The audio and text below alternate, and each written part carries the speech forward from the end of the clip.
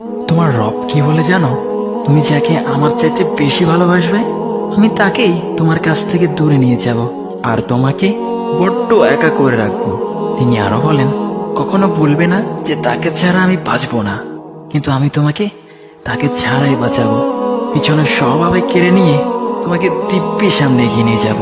তুমি কি দেখো নি, ঋতুরাও যে 2 মাস পর পর বদলাতে থাকে, ছায়া দেয়া গাছের পাতাও তো শুকিয়ে যায়, আর যখন সবর হারিয়ে ফেলে তখন ঝরে পড়ে।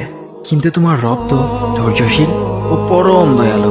তিনি তো সেই ঝরে যাওয়া পাতার ঢাল থেকেও সবুজ পাতা গজান। তুমি কি দেখছো না তোমার স্রষ্টার এই নিদর্শন?